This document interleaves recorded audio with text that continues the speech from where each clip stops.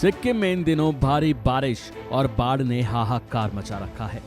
सड़कें नदियों में तब्दील हो गई हैं। चारों तरफ केवल बर्बादी दिख रही है। यहाँ बादल फटने से बाढ़ ने भयंकर रूप ले लिया है, जिसमें अब तक 6 लोगों की जान जा चुकी है।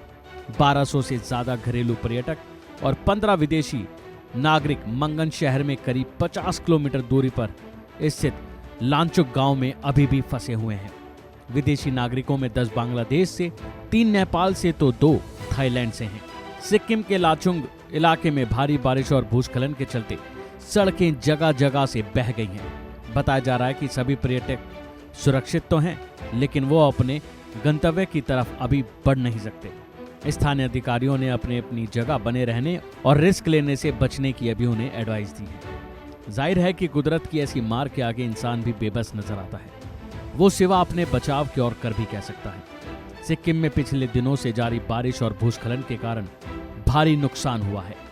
कहीं सड़कें टूट गई हैं तो कहीं सड़कें नदी में समा गई हैं। भारी बारिश और भूस्खलन से मंगन जिले में रास्ते बंद होने से लांचुक में पर्यटक फंसे हुए हैं। 6 लोगों की जान चली गई है, जबकि कई घायल बताए जा रहे हैं। घायलों का इलाज कई अस्पतालों में कराया जा रहा है। इतना ही नहीं, कई घर क्षतिग्रस्त हो गए हैं। दक्षिण सिक्किम में लिंगी पेयोंग को जोड़ने वाली मुख्य सड़क बारिश से पूरी तरह तबाह हो गई है। तीस्ता नदी लगातार खतरे के निशान से ऊपर बनी हुई है, जिससे आसपास रहने वाले लोगों में दहशत का माहौल है और वो इसी दहशत के माहौल के बीच जीने को मजबूर हैं।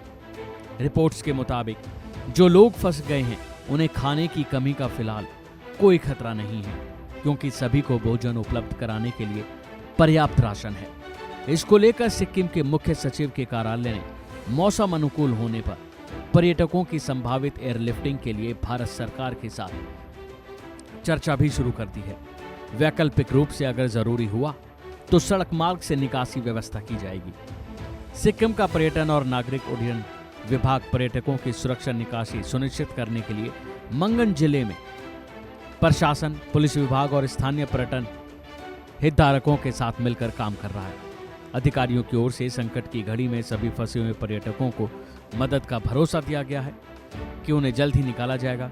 भारी बारिश और भूस्खलन के कारण केवल लाचुंग का इलाका ही ज्यादा प्रभावित है, जबकि यात्रा के लिए सिक्किम राज्य अभी भी खुला है और सुरक्षित है।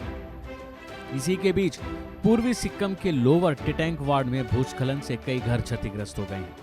उनका रहना तक मुश्किल हो गया है। मार्चक में सिंगताम डिक्चू सड़क की हालत भी चिंताजनक बनी हुई है। बहरहाल उम्मीद है तो बस इस बात की कि जल्द से जल्द यहाँ हालात ठीक हों और ये पर्यटक बाहर सुरक्षित निकल आएं। अभी के लिए फिलहाल इतना ही। खबरों में बने रहने के लिए देखते रहिए वन इंडिया हिंदी।